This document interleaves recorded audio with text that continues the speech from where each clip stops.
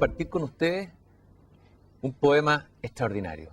Quizás sea el poema más hermoso de nuestro idioma, de nuestra lengua española. Y fue escrito por un hombre que nunca pretendió ser un gran poeta ni ser famoso por su poesía. Fue escrito por un hombre santo, por un hombre que sufrió mucho, por un hombre que cambió y marcó su tiempo y su época, y que trascendió más allá de todas las inquisiciones, de todas las incomprensiones. Me refiero a San Juan de la Cruz. Este poema me conmueve. Se llama Noche Oscura. En una noche oscura, con ansias, en amores inflamada, oh dichosa aventura, salí sin ser notada, estando ya mi casa sosegada. A oscuras y segura, por la secreta escala disfrazada. Oh dichosa aventura, a oscuras y encelada, estando ya mi casa sosegada. En la noche dichosa, en secreto, que nadie me veía, ni yo miraba cosa, sin otra luz y guía, sino la que en el corazón ardía.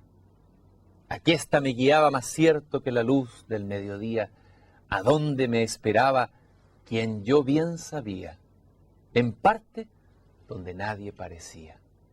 Oh noche que guiaste, oh noche amable, más que la alborada, oh noche que juntaste amado con amada, amada en el amado transformada. En mi pecho florido, que entero para él solo se guardaba, allí quedó dormido y yo le regalaba, y el ventalle de cedros aire daba.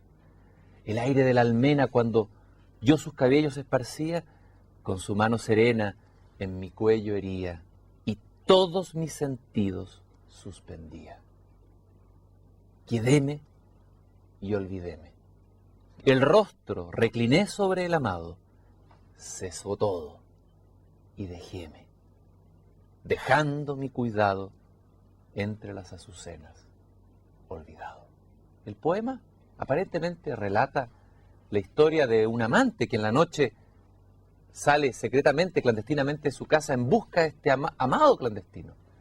Pero en realidad lo que está contando y narrando el poema es el alma que sale a buscar a su Dios y a encontrarse con Él en una fusión mística y amorosa extraordinaria, incluso con ciertos ribetes de sensualidad.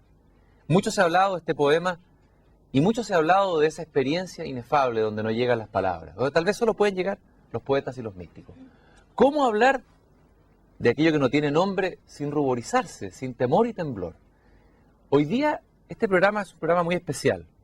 Vamos a hablar de aquello que los místicos dicen que no se puede decir, ese no sé qué que queda balbuciendo, que decía San Juan de la Cruz.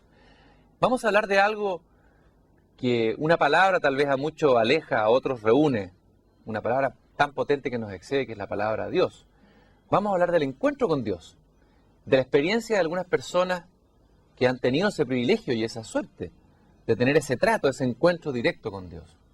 ¿Y quién mejor para hablar de esto que el padre Ignacio Larrañaga, que ha hecho una vida, una aventura del espíritu, así se llama la biografía escrita sobre su vida? Una vida dedicada a traspasar esto que fue su propia experiencia íntima y personal a través de la edición de decenas de libros leídos por millones de lectores en todos los idiomas en el mundo. Un hombre que tal vez nunca pensó, cuando nació en esa pequeña aldea en el País Vasco, que su destino iba a ser inflamar el alma de los que buscan sedientemente a Dios con mucha sed a Dios. Muchas gracias, Padre, por estar aquí en Una Belleza Nueva. Bueno, gracias a ti y saludos y lo que llamaríamos deseos de prosperidad y de paz para todos los televidentes. Y efectivamente mi vida es variada, sinuosa también como toda, porque no existe línea recta, amigo. No existe línea recta en el ser humano, en la naturaleza y en la vida. Todo es sinuoso, va para arriba y va para abajo. En mi vida también ha sucedido lo mismo, pero efectivamente he llegado a esta altura de la vida en que estoy, 78 años, y ha habido naturalmente todo un enorme movimiento de producción, 16 libros y sobre todo caminar y caminar aeropuerto en aeropuerto durante 32 años, desde el año 74, en 35 países y en cada país muchas veces, en 3, 4 continentes. Bueno, ha sido una vida loca y sin parar y solo haciendo fundamentalmente 2 cosas. La primera, implantar al Dios vivo y verdadero en los corazones, enseñándoles a relacionarse, pues con el Señor, de una manera variada, sistemática, experimental y progresiva, desde los primeros pasos hasta las alturas más altas de la contemplación transformante. Y de ahí, por ese camino, enseñar y conseguir la liberación de traumas, de complejos, de tristezas, de miedos, y de esta manera recuperar el encanto de Dios, de donde vendrá el encanto de la vida, y después de todo esto lanzar a toda esta gente por el infinito camino del amor, en sus 1000 formas y maneras, comprender, amar, acercarse a los que nadie mira, nadie quiere, a los arrinconados de la vida, a acercarse y a amar, y sobre todo lo que nosotros decimos, tener paciencia, tener cariño, afecto a los que no nos quieren, en fin, tiene unas facetas, dimensiones y líneas absolutamente interminables el reino de amar.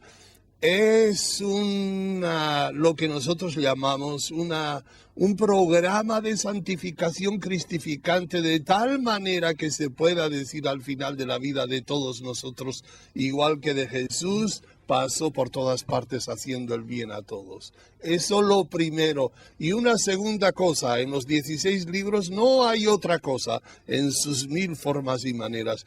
Y lo segundo, guerra a muerte contra el sufrimiento. Basta de sufrir. Nosotros, yo, nunca seré y nadie nunca será feliz, pero sí más feliz. Y más feliz significa sufrir menos.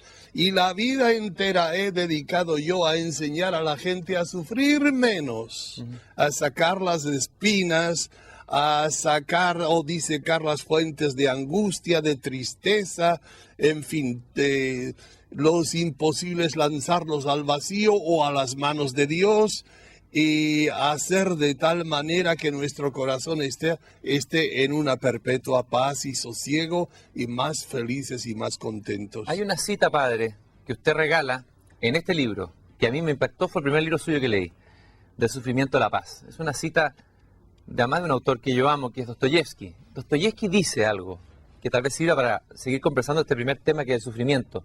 El hombre es desgraciado porque no sabe que es feliz. Eso es todo. Si cualquiera llega a descubrirlo, será feliz de inmediato, en este mismo minuto. Todo es bueno, dice Dostoyevsky. Pareciera que en un mundo como el de actual, de tanto sufrimiento en todos los niveles, pareciera casi un insulto esta frase. Es decir, ¿cómo puede ser tan fácil ser feliz? ¿Qué hay detrás de este video de Dostoyevsky? ¿Qué es lo que ha aprendido usted del sufrimiento, padre? Bien, evidentemente Dostoyevsky dice una expresión que parece universal. Nada es universal en este mundo. Yo digo, yo enseño a sufrir menos. No estoy hablando de que quito el sufrimiento y todos los sufrimientos, a sufrir menos. ¿De qué manera? Aquello que yo puedo luchar y cambiar, voy a luchar y cambiar. Y aquello que no tiene remedio, lo dejo en las manos de Dios. O si uno es estoico, supongamos, pues en las manos del destino o del olvido simplemente. pero no se puede absolutizar tampoco. Nosotros luchamos y lucharemos, pero conseguiremos bastante. Y cuanto más consigamos, más felicidad, más armonía, más paz interior. Es por ese camino. Quizás esta expresión de Dostoyevsky llama la atención porque habla absolutamente o absolutizando. Y yo creo que no se puede absolutizar nada en este mundo. Estamos haciendo todo lo posible sabiendo que lo que vamos a conseguir a pesar de todo es poco, pero esa es la batalla de la vida. Padre, la palabra Dios es una palabra que tiene muchas connotaciones para a quien la reciba. Usted mismo dice ahí que Dios, por ahí le leí algo, o entendí, lo han dicho otros místicos también, no es la palabra Dios. ¿Qué o quién es Dios? Y está ausente a veces de esa palabra que se usa en muchos lugares. ¿Qué pasa con Dios? Esa palabra que nos persigue. Efectivamente, una cosa es la palabra Dios y otra cosa es Dios mismo. Dios mismo. Eso es así, como también es diferente la palabra amor y el amor mismo, ¿no? Nosotros tenemos muchas ideas, podríamos decir, universales. Por ejemplo, el fuego quema. Ya sabemos. Pero otra cosa es meter la mano en el fuego y saber por experiencia que el fuego quema. Todos sabemos que el agua sacia la sed. Pero otra cosa es en una tarde cálida de verano tomar un vaso de agua fresca y saber por experiencia que el agua sacia la sed. Todos sabemos que Dios es amor, que Dios es Padre, pero otra cosa es en un momento de tremenda concentración sentirse envuelto, compenetrado, identificado con la presencia infinitamente consoladora, envolvente, amorosa y amante de nuestro Dios y nuestro Padre, y saber por experiencia que Dios es amor, no porque lo haya escuchado 1000 veces y lo diga la Biblia, yo lo he experimentado, que Dios es amor. Entonces Dios es... Los teólogos, pues tiene que haber de todo. Los teólogos tratan a Dios a base de la mente humana, silogismos, comparaciones, deducciones, especulación, todo es bueno y todo es conveniente. Pero lo importante es la experiencia de Dios. Y la experiencia de Dios se realiza, de eso también podemos hablar. La experiencia de Dios se realiza en la fe. Y en un tú a tú, de dentro a dentro. Dice Santa Teresa que se trata de trato de amistad, estando verdaderamente a solas con aquel que sabemos nos ama. A esto nosotros llamamos hablar con Dios.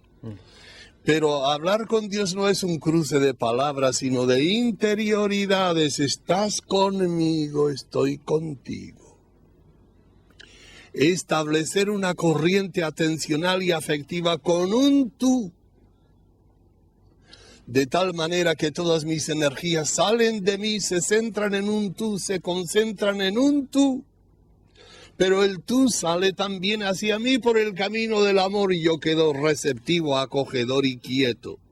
Ahora, si el tú sale hacia mí por el camino del amor y yo creo en esa palabra y por haber creído en esa palabra salgo por el camino de la fe a aquel que me convidó, el encuentro con él viene siendo una convergencia intersubjetiva de dos interioridades consumada en el silencio del corazón, en la fe, en el amor.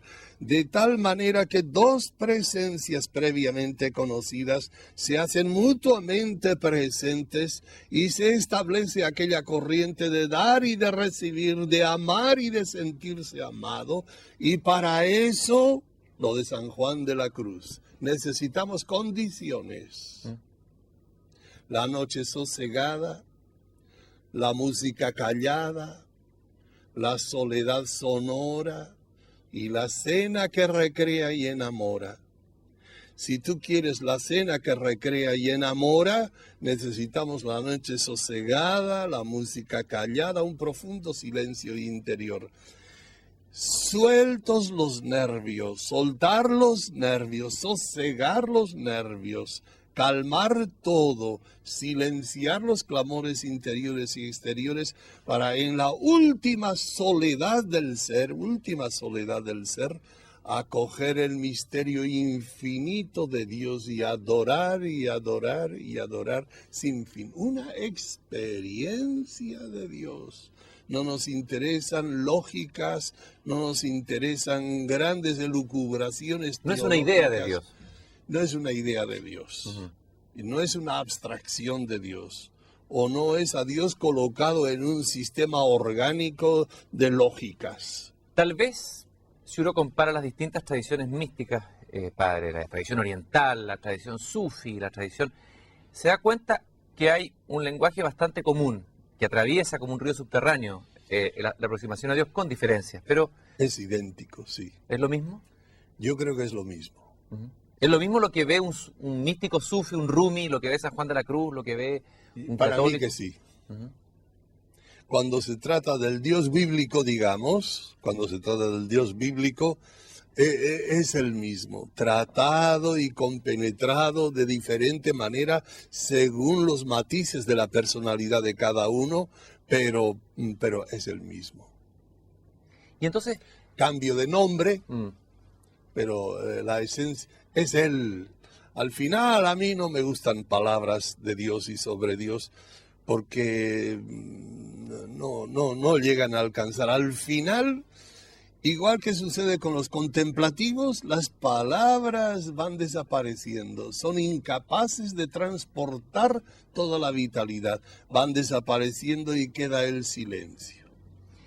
Y solo en silencio se puede contener al infinito y puede entrar solo en silencio.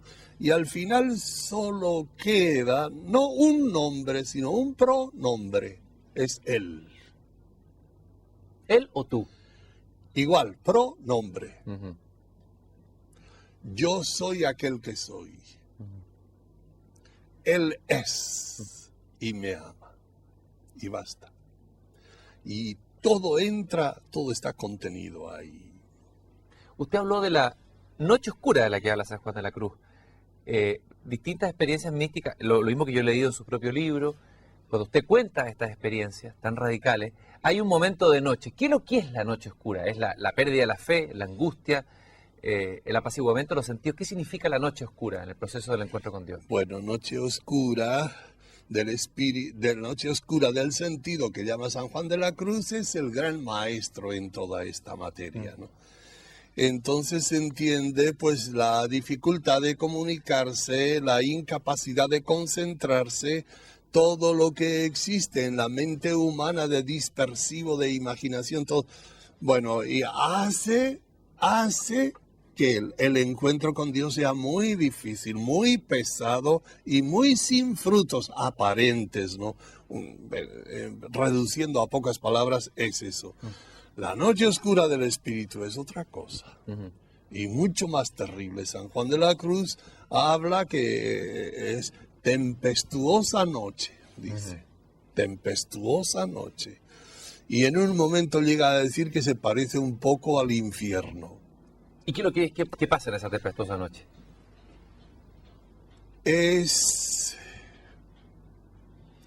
Llegas a un momento en que tienes la impresión de que todo es mentira. De que te has equivocado en la vida rotundamente. Que no existe nada, nadie te quiere. No solo eso, sino que te causa una especie de náusea. No solamente eso, sino que hay factores que se parecen mucho a la depresión. A la depresión biológica, ¿no? Se parecen mucho al estado deprimido, se parecen mucho, ¿no? Entonces sucede que Dios no da nunca una noche oscura del espíritu cuya finalidad es la purificación exclusiva finalidad es purificar a un hombre de Dios, pero San Francisco de Asís tuvo, bueno, hasta la última célula, diríamos, ¿no? Y se somete por tiempos largos o breves, solo Dios sabe, a una situación que es absolutamente desesperante. Pero dicen los entendidos que la persona que ha sido sometida a la noche purificadora del Espíritu nunca se ha quedado atrás, nunca ha fallado. Después de sufrir casi un infierno, dice San Juan de la Cruz, se levanta más purificador, más purificado y más jubiloso y más dinámico que nunca. Le pasó a San Francisco también. En aquellos 4 años que atravesó, pues fueron de una terrible purificación, pero superó todo, se levantó de allí y los 3 últimos años Francisco de Asís es un hombre del paraíso. ¿Cómo saber si esa experiencia es una experiencia realmente de encuentro con Dios o es al contrario, que podría decir un escéptico, algo provocado por la psique, por el inconsciente, una especie de autoengaño en que uno cree o le da el nombre de experiencia divina y no simplemente una experiencia humana psicológica, pero no efectivamente mística? El que sufre eso tiene esa impresión. Tiene esa impresión. Soy un engañado, me he jugado a engañarme a mí mismo, todo es mentira. Y bueno, para un hombre como un San Juan de la Cruz, cuya finalidad y destino y la totalidad ha sido entrega a Dios hasta las últimas consecuencias, que se encuentre en un estado de ánimo de horrenda confusión y tempestad y todo eso, es lo más horroroso que le puede pasar. No hay expresiones ni fenómenos en psicología que se le puedan comparar a la gravedad y al dramatismo de una experiencia desde estas de noche oscura del espíritu. El mismo San Juan, padre, estuve releyéndolo ahora, estos poemas maravillosos, en un poema habla de que él escucha un agua, una fuente, habla de aquella fuente, eterna fuente está escondida, que yo bien sé, do tiene su manida, aunque es de noche. Y después repite, su origen no lo sé, pues no lo tiene, mas sé que todo origen de ella viene, aunque es de noche. Tengo la impresión de que la fe en Dios está llena de agonía y de duda y de noche, no es algo monolítico. No sé qué piensa usted de eso. No, lo que pienso es que ahí en esa poesía, cuando repite es de noche, hace referencia no a lo que hemos dicho, no a lo que hemos dicho, sino que en sí mismo y esencialmente la fe es noche oscura. No es sentir, sino saber. No es emoción, sino convicción. No es evidencia, sino certeza. Y no se siente nada, no es sentir, es saber. Yo sé, es cierto, es cierto. Estoy convencido, esa sería otra palabra, y finalmente la tercera cosa, no es evidencia, sino certeza. Tengo la certeza de que es así, pero no lo veo, no lo siento, no lo veo. Estamos de noche. Es en ese sentido. En este hermoso libro que es La Rosa y el Fuego, en que usted elige un poema de Eliot, sí, que lo voy a leer, que me pareció muy hermoso, que dice, todo se arreglará, dice Eliot, y cualquier clase de cosa saldrá bien cuando las lenguas de la llama se incluyan en el mundo de fuego coronado y la rosa y el fuego sean uno. ¿Por qué escogió este poema de Eliot para titular La Rosa y el Fuego, este libro autobiográfico de alguna manera? Bueno, uno, eso es poesía. Y uno es también medio poeta en la vida. Y entonces ese verso me evocó un mundo de cosas que correspondía a lo que yo había escrito, sí, porque generalmente esos títulos se ponen al final, como un resumen del libro, ¿no? Y no te podría dar una explicación concreta o racional o descriptiva, sino sentía que es esto. ¿La fe es la rosa y el fuego al mismo tiempo? También se parece mucho. Ujú. También se parece mucho. De todas maneras, tienes que darte cuenta de una cosa también. Y es el sujeto, en la relación con Dios, el sujeto es el hombre. Ujú.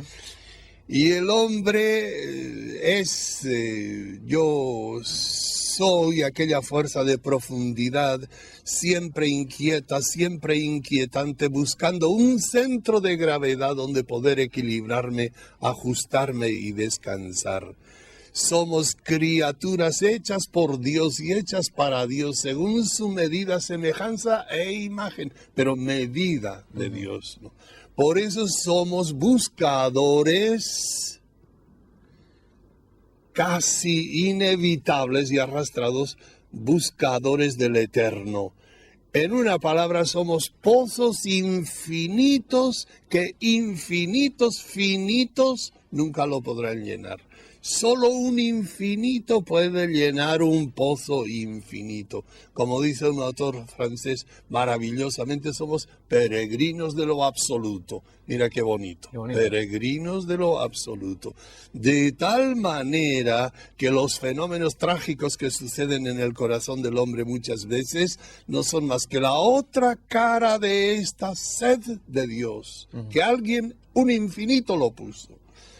Y las ganas de morir que experimentan algunas veces algunas personas no son otra cosa sino fulgores de una nostalgia divina que está colocado ahí. Te voy a decir, por marca de fabricación, por patente de inventiva, Dios colocó en las profundidades íntimas, últimas e inefables del ser humano, colocó una firma, una foto, su rostro, como dice la Biblia. La inmensa mayoría de las personas ni se dan cuenta de eso. Creen que conquistando aquel ideal serían plenamente realizados. Conquistan el ideal y quedan insatisfechos. Y van corriendo detrás de las criaturas y precipitadamente, suponiendo, esperando que esas criaturas van a llenar un pozo infinito y no lo llenan nunca. Por eso, cuando un corazón se ajusta en Dios, en este corazón hay equilibrio, orden, estabilidad emocional y paz. Cuando este corazón no se ajusta en Dios, sino en criaturas cuyas medidas no le corresponden, dice San Agustín, una de las expresiones más tremendas, este corazón estará inquieto y desasosegado hasta descansar en él. Ese es el sujeto que estamos contemplando, tratando con Dios. Ese es el sujeto. Y te diré, esos fulgores de nostalgia divina lo experimentan también los agnósticos. ¿Y cómo? Es de las cosas más misteriosas. No lo van a confesar a nadie, porque lo íntimo de nosotros no sabe nadie, solo Él. No lo saben, pero es inevitable, porque hemos sido marcados por patente de inventiva, como te dije, hemos sido marcados, y estoy seguro que los agnósticos muchas veces se preguntan, vislumbran, tienen un vislumbre, un rayo de luz, algo que les dice que hay otro mundo y otra. Después siguen volando en la vida, pero... Hay un agnóstico, un hombre que tuvo fe, la perdió un hijo, se le murió. Un gran poeta, padre, que es Giuseppe Ungaretti. Giuseppe Ungaretti, en un poema maravilloso, de alguna manera cuenta esa angustia del hombre contemporáneo y esa búsqueda, pero al mismo tiempo no encontrar a Dios, buscarlo, desearlo, perderlo. Y quizás yo se lo voy a leer a ver qué le suscita a usted este testimonio personal de la angustia de un hombre desgarrado entre la nostalgia tal vez de la fe y la pérdida de la fe. Dice, el poema se llama La Piedad. Yo soy un hombre herido y me quisiera ir y llegar finalmente, piedad, donde se oye al hombre solo consigo. Solo soberbia y bondad tengo y me siento exiliado entre los hombres. Más adelante dice, he hecho pedazos corazón y mente para caer en servidumbre de palabras. Oh Dios, aquellos que te imploran nada más que de nombre te conocen, me has desechado de la vida. Tal vez ni aun de esperar es digno el hombre. Se agotó hasta la fuente del remordimiento, está loca y gastada el alma. Quisiéramos una certeza. Ya ni te ríes de nosotros y compadécenos, pues, crueldad, dice Giuseppe Ungaretti. Es formidable. Y esa manera de hablar, que es muy difícil de colocar con otras palabras, esa manera de hablar es la típica manera de los que sienten nostalgia de un mundo que presienten. Y al mismo tiempo se sienten vacíos y presienten que solo alguien esto lo puede llenar. Y por eso escriben esa clase de poesías que es preciosa, pero que no se puede reducir así palabras de gramática, de lógica o cosas así, y ahí queda. Pero es evidente el caso de una persona que tiene una tremenda nostalgia de Dios, aunque se llame ateo o aunque se llame agnóstico. Usted hace una afirmación que a mí me golpeó, me pareció muy interesante, me parece que es aquí en Muéstrame tu rostro, este hermoso libro hacia la intimidad con Dios, y afirma que Dios ha muerto incluso dentro de la misma iglesia, que hay un Dios que murió dentro de los mismos católicos, que a veces dentro del mundo católico se produce la muerte de Dios. ¿Cuál es esa muerte de Dios dentro del mundo católico? Bueno, a mí me parece, de todas maneras son conjeturas, que hemos reducido a Dios, que no olvidemos que es una palabra, de Dios se sabe entregándose, arrodillándose como quien dice, echándose en sus brazos, pero todo esto son palabras, maneras de hablar. Solo experimentalmente se sabe de Dios, solo experimentalmente.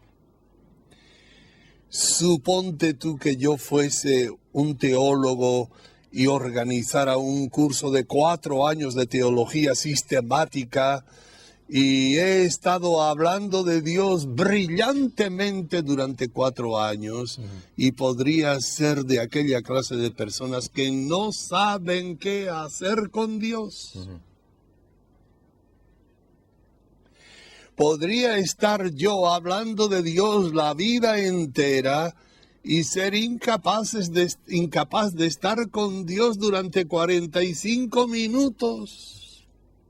Y nadie tiene derecho de hablar de Dios si no habla con Dios. Porque de otra manera tendríamos profesores de religión y lo que necesitamos son profetas de Dios. Y profetas de Dios son aquellos que no aprendieron a Dios en los libros ni en las aulas, sino de rodillas en la soledad, en el encuentro, en todo el dramatismo que supone la búsqueda de Dios, el silencio de Dios, una serie de cosas. Pero ahí entonces fielmente se lanzaron, creyeron contra todas las evidencias y contra todas las impresiones, se lanzaron una y otra vez y se encontraron efectivamente con Dios. Estos pueden hablar con Dios. Y entonces a mí me parece que no voy a decir en la iglesia en general, pero en nuestros tiempos falta experiencia de Dios. Hay muchos libros de teología, hay muchos que estudian teología y faltan los verdaderos maestros de oración. Entre nosotros en general faltan maestros de oración y faltan místicos. Hay una pérdida tal vez de esa maravillosa tradición mística dentro de la iglesia. La corriente mística ha quedado a veces relegada debajo más bien de una iglesia que se presenta como más moralista, castigadora, que viene a hablar del pecado, más que a revelar esa experiencia mística. Sí, ay, eso sí. Y desgraciadamente esta sería la razón por la que muchas veces nuestra religión no convence, porque el pueblo no percibe, no siente a Dios. Mira, Dios es el gran silencio. Entonces, para poder transmitir a Dios silencioso, pues uno necesita ser de no sé qué manera que la gente comienza diciendo tiene no sé qué, pero transmite, le hace hablar a Dios. No se sabe cómo ni por qué, pero el pueblo intuye a través de este hombre, intuye el misterio viviente de Dios, que es el gran silencioso. Él es el gran invisible, no se le puede ver. Pero hay personas que lo hacen visible. Y no se equivoca la gente. Y buscan a estos hombres o mujeres a los que no sé de qué manera hacen visible al invisible y presente al ausente. Son de esta clase de gente que la iglesia necesita hoy más que nunca.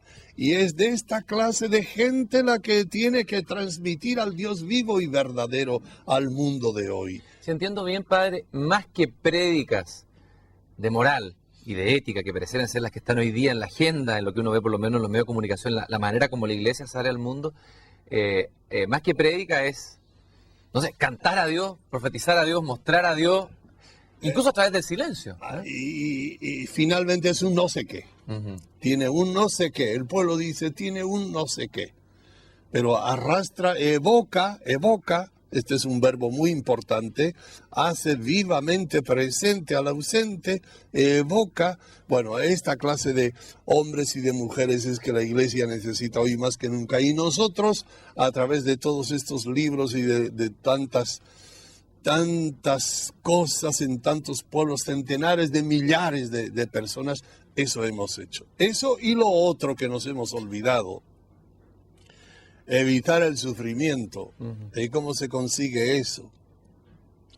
Tienes que darte cuenta que todo lo que nosotros resistimos lo transformamos en enemigo. Si no me gustan estas manos son mis enemigas. Si no me gusta este tipo es mi enemigo. Los enemigos pues están dentro de nosotros. O los enemigos existen tanto cuanto nosotros le damos vida con nuestras resistencias mentales. Si los enemigos están dentro de nosotros, los amigos también están dentro de nosotros. Si acepto estas manos son mis amigas. Y todo el misterio de la liberación profunda e interior consiste en hacerse amigo de sí mismo, ¿no? Bueno. Ama a tu prójimo como a ti mismo. Eso es. ¿Qué significa? Porque lo repetimos mucho, pero ¿cuál es el sentido profundo? Está en la línea profunda de la aceptación del misterio de sí mismo, que son dos cosas: tu persona y tu historia. Y tu vida, ¿no? En esos dos territorios están todos tus enemigos, los tuyos. Es decir, tú puedes estar en guerra permanente contigo mismo, en contra de ti o en contra de tu historia. Historia como recuerdos. Entonces los recuerdos de tu vida pueden ser tortura permanente. Y así viven muchísima gente, por no decir la mayoría, ¿no? Bien, los amigos también están dentro de nosotros. Estas manos son mis amigas. Esta lluvia que tanto me molesta es la hermana lluvia. Esta enfermedad que tanto me molesta es la hermana enfermedad. Esta muerte tan horrorosa es la hermana muerte, y así sucesivamente. Los orientales dicen que los mejores maestros son tus enemigos. Tus enemigos son tus maestros, dice la tradición. Bien entendido, esto es efectivo también. Los orientales tienen de estas cosas de sabiduría, de sentido común en gran escala, ciertamente. Entonces, siempre hay que preguntar, estas cosas que tanto nos molestan y nos hacen sufrir, ¿tiene algún remedio? Si tiene algún remedio, hay que luchar y combatir con todas las armas para hacer desaparecer eso. Que si la sabiduría de los años, la experiencia de la vida, la colaboración de los demás, como si todo dependiese de mí, como si Dios no tuviese nada que hacer, como nosotros decimos, mientras las posibilidades están dadas y los horizontes están abiertos, es hora de luchar y de combatir. Ahora viene la segunda pregunta. No se puede hacer nada. Es un hecho consumado, no tiene solución. Irremediablemente es así. No llore, no se queje, no se lamente. Así es. Hechos consumados, situaciones límites, fronteras absolutas. La existencia, hermano, no se nos propuso, se nos impuso. En esto de que yo exista en este momento, yo no tengo ni arte ni parte. En la vida ni entramos ni salimos, nos echan y nos sacan. Y no precisamente cuando nosotros queremos. Yo no escogí a mis padres. Yo no escogí esta estructura de personalidad, este temperamento, estos códigos genéticos. No escogí la hora de la muerte, la suerte de la vida, la colaboración de los demás. Todo lo que sucedió desde este momento para atrás en tu vida no será alterado ni un milímetro por los siglos de los siglos para quedarte de cabeza contra paredes inquebrantables. No será alterado, jamás. Eso lo decía Heráclito, creo que somos nuestra personalidad y lo seremos siempre. Bueno, no sé si dice eso, pero lo que dice Heráclito es otra cosa.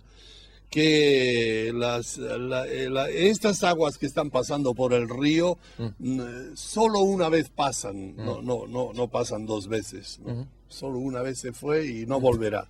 Bueno, entonces la gente vive irritada, vive hastiada muchas veces y resentida sobre todo porque aquello no le salió bien, porque aquí no tuvieron suerte, porque allí tuvieron una lamentable equivocación, porque aquí les hicieron tal cosa. Realidades que son hechos consumados. Hechos consumados, ¿sabes tú qué quiere decir? Quiere decir, a partir de este momento nadie puede hacer nada para que aquello que sucedió no hubiese sucedido.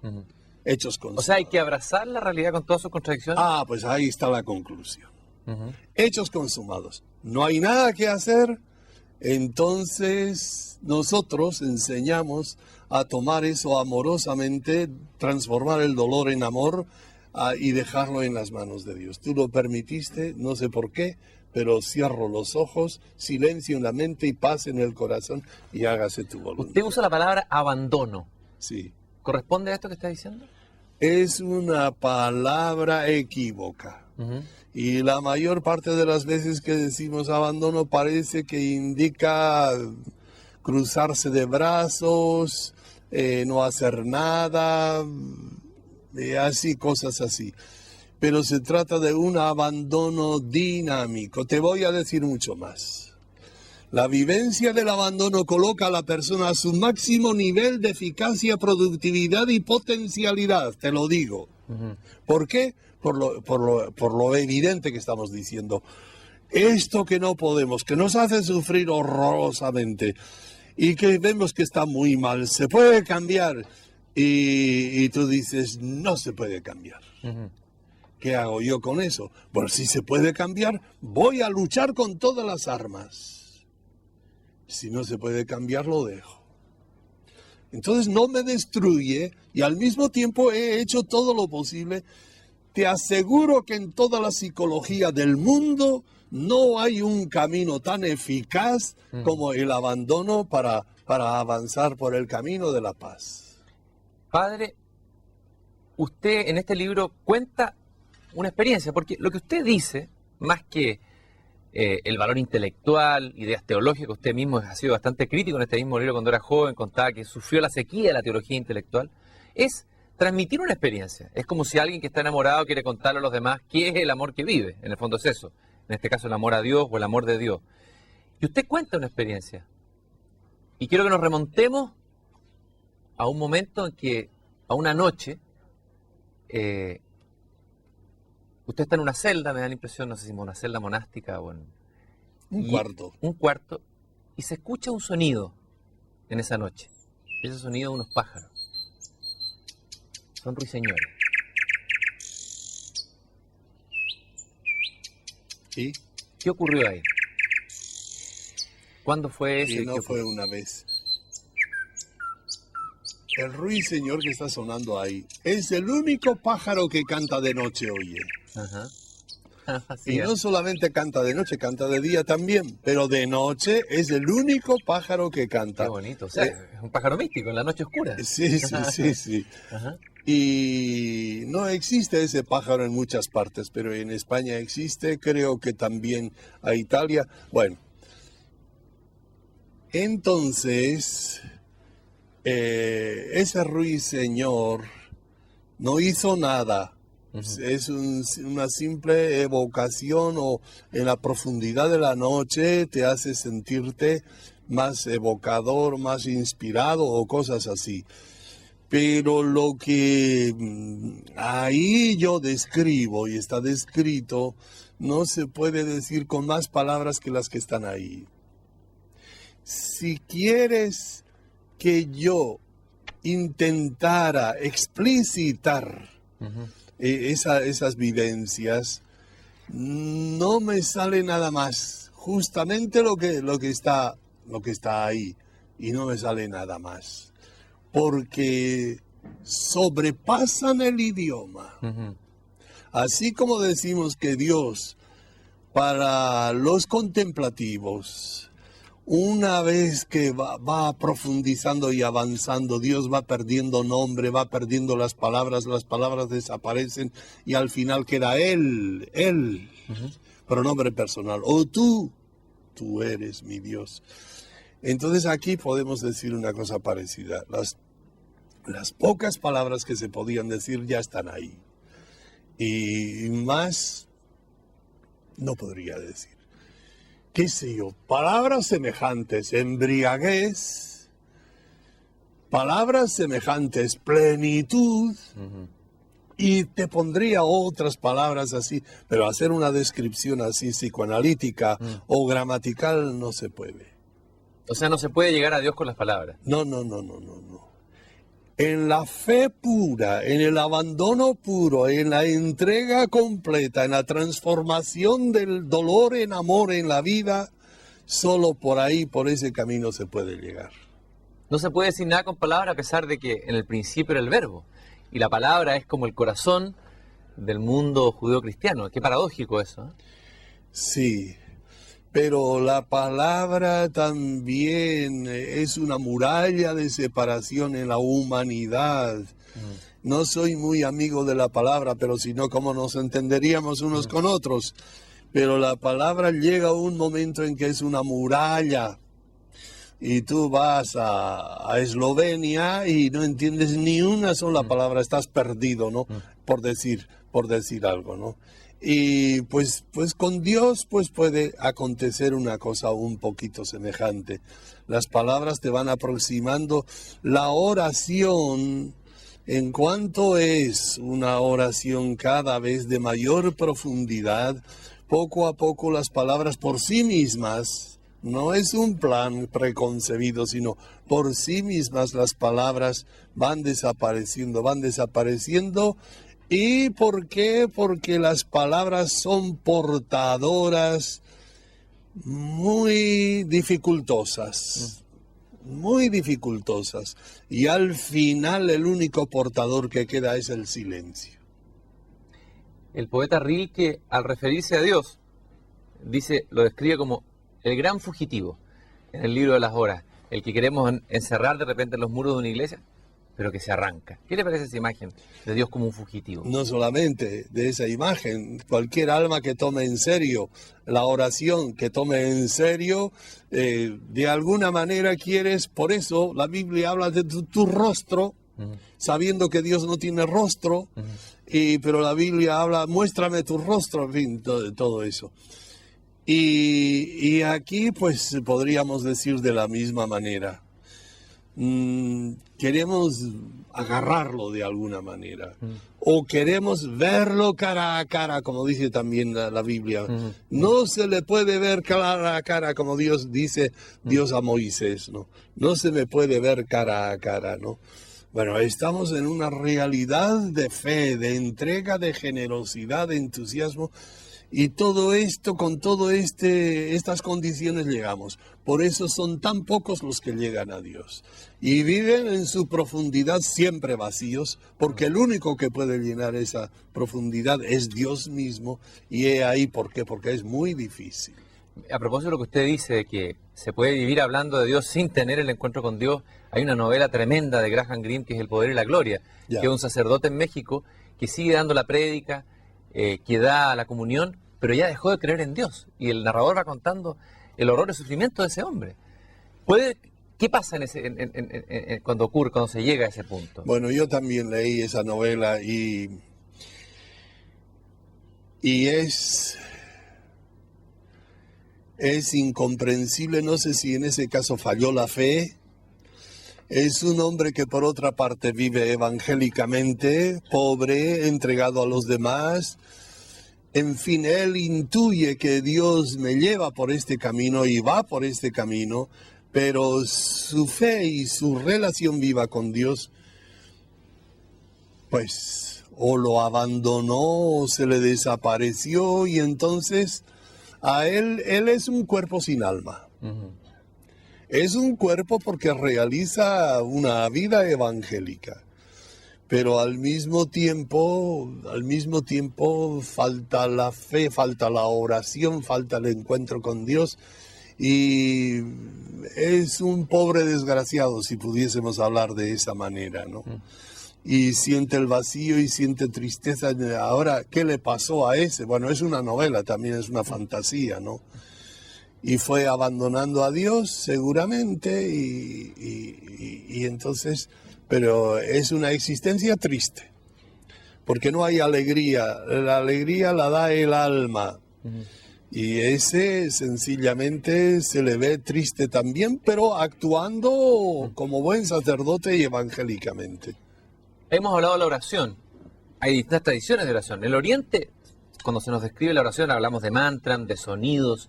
Usted ha enseñado a orar a la gente. ¿Qué significa o qué pista nos puede dar sobre la oración que usted enseña? ¿Qué significa orar a Dios? Darnos algunas... ¿Hay un sonido especial? ¿Hay un mantra? Bueno. ¿Qué es la verdadera oración, la más eficaz, digamos? Es una pregunta amplia y compleja, pero la quinta esencia está, según entiendo yo, en el Salmo 139, que con mis propias palabras te puedo decir, pero el sentido está allí. Tú me sondeas y me conoces. Me envuelves, me compenetras, me amas. Me inundas, me circundas, me transfiguras. Estás conmigo. Estás sustancialmente presente en mi ser entero. Tú me comunicas la esencia y la existencia. Eres la esencia de mi existencia y en ti existo, me muevo y soy. Estoy dentro de ti, estás dentro de mí. Estoy fuera de ti, estás fuera de mí. Y con tu presencia activa, paterna, vivificante, compenetras todo cuanto soy, todo cuanto tengo.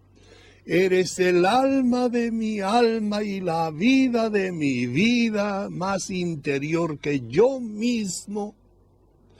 Aquella realidad total y totalizante dentro de la cual estoy profundamente sumergido. No puedo escaparme de ti,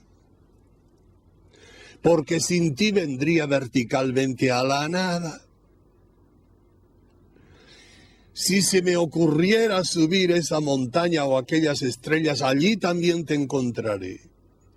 Si tomara las alas de la aurora, las alas de la luz, y recorriendo 300.000 kilómetros por segundo y sobrepasar a todos los espacios intergalácticos y llegar hasta el borde mismo donde termina el mundo, allí también te encontraré y me dirás, aquí estoy, contigo voy, contigo soy.